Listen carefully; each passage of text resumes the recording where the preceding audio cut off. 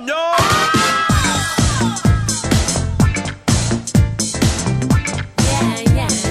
Hey everybody, it's Andy Kushner, host of The Wedding Biz, and this is an episode of The Next Level in which a guest co-host and I discuss the most recent interview of the week and kind of take out a few key topics and help translate them into specific strategies that you can use to apply to your own business. And before I introduce today's unbelievable, incredible, absolutely spectacular guest co-host, I want to mention last week's interview, which was Ray Thompson. This was such a special interview for me. It was the first time that I brought someone really serious in lighting design on the show. And he's a pioneer and an innovator in lighting design. And I had the coolest guest co-host, Zachary Oxman. So I really recommend you check that out. And so today's guest is Meghan Ely, owner of OFD Consulting, an award-winning publicity agency that focuses on the wedding industry in the B2B market. And her client portfolio ranges from top-tier planners and venues to very high-regarded national brands and industry thought leaders. She's also a longtime industry speaker and writer. She's a Wedding Wire education expert and also a regular contributor to Wedding Planner Magazine, Wedding Business Magazine, CaterSource, SpecialEvents.com also. And Meghan and her incredible staff represents clients globally and has earned them coverage in a slew of major publications. Basically, Meghan can really get you everything you need in PR. And also, just recently, Special Events honored her as one of the top 10, 25 young professionals in the event industry. So if you missed the actual interview Monday, you all have to check it out. Be sure to really give it a good listen. So the illustrious guest who I'm about to introduce, if everyone's ready, lean in close, Jennifer Stein, co-founder and editor-in-chief of Destination I Do magazine, which can be found on newsstands in all 50 states and 12 countries and all over the world and the planets and Mars and the moon. And oh my God, no, seriously, Jennifer, you are the bomb. I am so excited to have you on. I feel like I need to grab a top hat and cane and tap dance out and just that is probably the best introduction I've ever been given and not deserved at all. Totally deserved. And I've got to know, we have to know, because when you were last on the show, when I interviewed you, you talked about getting ready to go to Sorrento. And that I'm sure that's in the distant past for you now. It was magic. I stayed at the Grand Excelsior Victoria. And it was absolutely exquisite. The property itself was it was literally like what I expect heaven to be like. I mean, there was little enclaves where they had wisteria dripping from the ceiling, and I'm drinking a glass of rosé by the ocean. And I mean, it was and the food, they have a 1-star Michelin restaurant there that was just exquisite. I mean, there was nothing I didn't absolutely fall. I came home and I looked at my husband and I said, we need to figure out a way to move to Sorrento, Italy, tomorrow. How can we make this happen? Because I fell so madly in love with it. Yeah. Well, and let me put out, please, somebody bring me out to speak or interview someone live in front of a crowd in Italy. Please, I just cover my expenses and I'll be there. So, Jen, I think the really big first topic, which we were kind of starting to get into before, is how Meghan talked about the current media landscape and how to stay relevant. I mean, I know we all want to know that, and I would love to hear your take on this. Well, I mean, first of all, Meghan's she really has it going on. She understands so much of what's happening, what's happened. And it is just the media landscape it has changed and it's continuing to change, right? So, just the other day I was talking about our magazine. So we've been around 15 years now. And when we first started, social media was really not even, I don't even know that it was officially out yet. I think we joined Twitter in 2008 and, everything kind of snowballed from there. And so I feel like that has been the biggest influence on really changing this media landscape that we're in. And the thing that I love that Meghan said is that she really tries to stay ahead. And so not a lot surprises her. And there were a few things that she admitted did surprise her.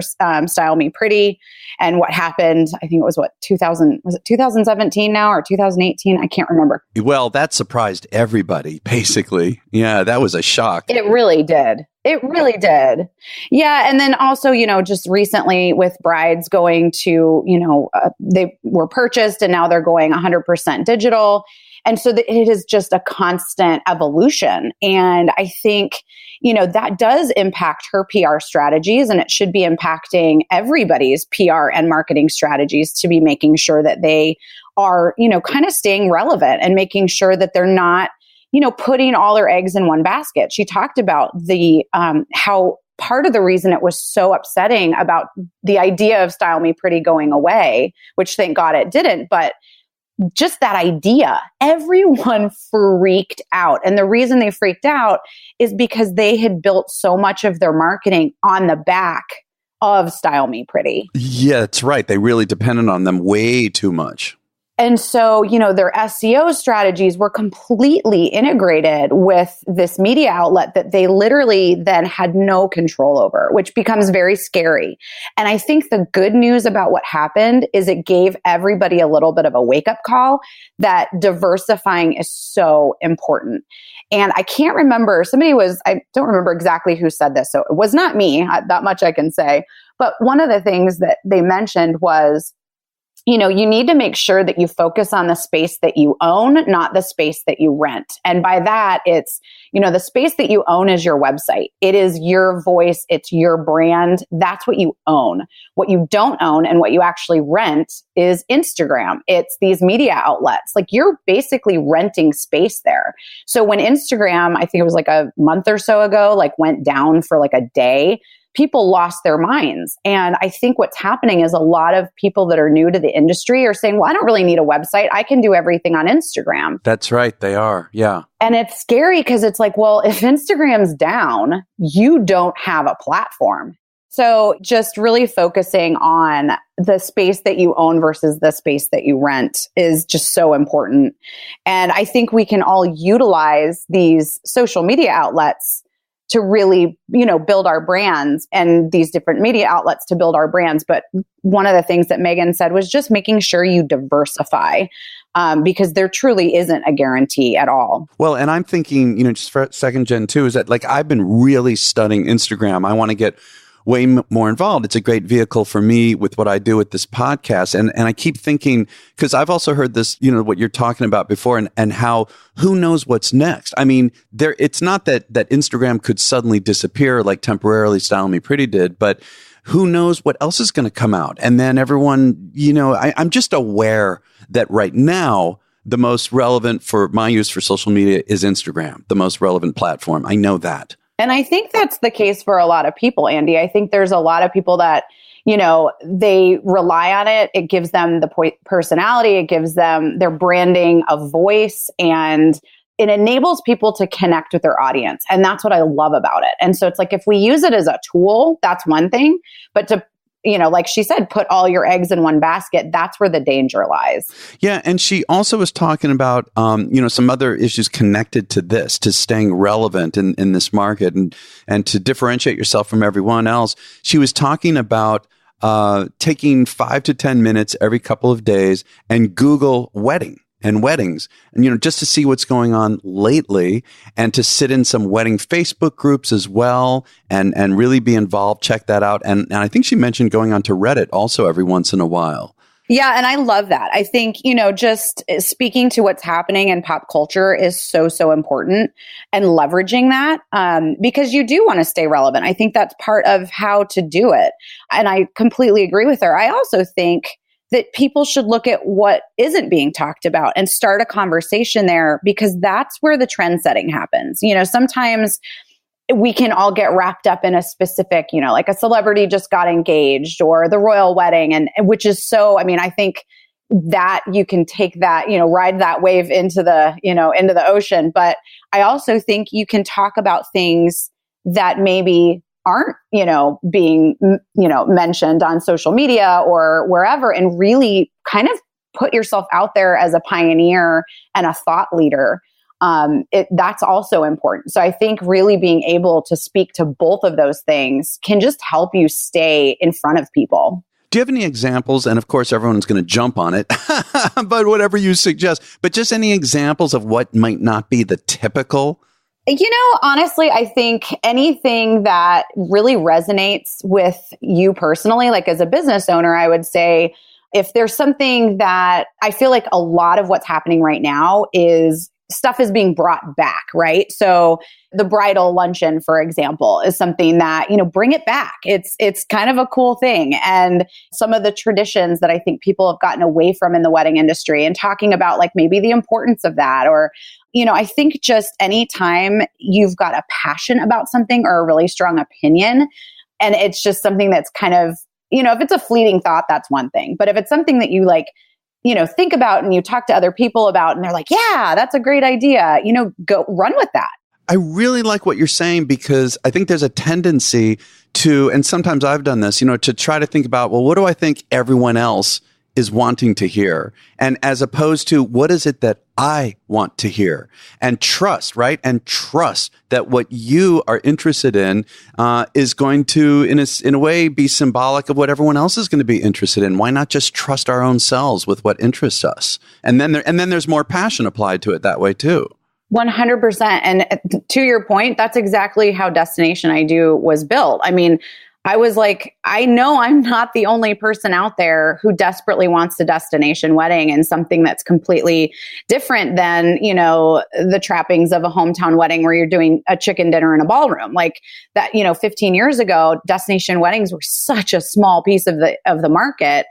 And because I was like, I can't be the only one. And I think sometimes our gut instinct is absolutely the right one. So if there's something that, like what's old is new again when it comes to a lot of these traditions and things that are happening in the wedding industry, if there's something people aren't talking about and you're passionate about it, bring it up. And what about, Meghan also talked about getting our message out to our industry peers, not just specifically what you're saying in terms of what interests us, but also our own like brand message in a way that is engaging and really grabs people. And, she had talked about, and you covered it already, social media, here's a great free space in order to do that and to really embrace it. I'm going to stay with that for a moment because that was my issue. I mean, for my first year and a half with this show, with the Wedding Biz, I was relying on someone else practically entirely, which was ridiculous. And then I realized, because again, right today, and you said this earlier,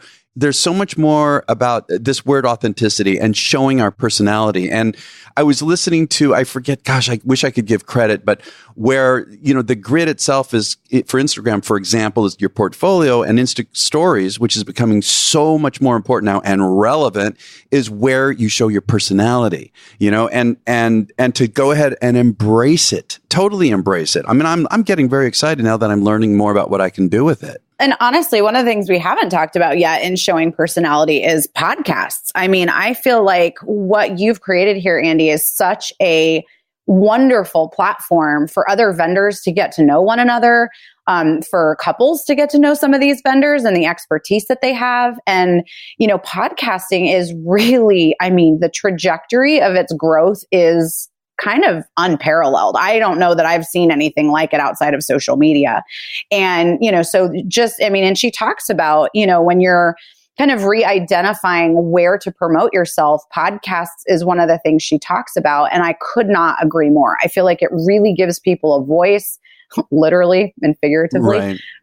And, it really allows people to show their personality and the kind of the person behind the brand. Well, and also, it's not that everyone here has to host one. Right. I mean, it is wonderful to consider that. However, being a guest on one, right? Exactly. Yeah, that's what I mean. Yeah, I don't know that I could host a podcast, Andy, like you do, but, being a guest on one is, first of all, it's super fun. And it's also just a great way to get your name out there. And I think, before everyone just thought the only way I can get my name out there is to get a print article or to be, have a backlink on Style Me Pretty where I'm quoted as an expert on something. And that is changing. I mean, there's a lot of other ways of getting yourself out there, and podcasting is one of them. That's right. And I want to give a quick plug to Meghan because her company, her and her team, that's part of the service, is helping get people to be a guest on other people's podcasts. She also mentioned just getting third party, which is related to all of this, credibility, right? In the form of not just testimonials, but getting published. And I mean, That's what you do, Jennifer. I know in your interview, we got into this really deeply. And in the show notes, everyone, I'll remind you all how to find my interview of Jennifer, because there was so much incredible tips and advice. But what would be maybe just some of the main ones if you had to narrow it down as far as how to get published? Well, Meghan actually talks about this in the podcast you guys did together, and I agree with every bit of it. When someone's pitching us an idea, first of all, I would always suggest go on to our website and go purchase a copy of the magazine and just look at what we've recently done. If we've recently done something, the likelihood of us doing it again really quickly is slim to none. So, just kind of take a peek at, if someone's pitching for a photo shoot or they're pitching for a specific, ask the expert kind of article. I always say, just take a look at what we've recently done. So that's the first thing. The second thing would be think outside the box, right? Like think about your particular, let's say it's a wedding planner and they just recently went through something really difficult with a client.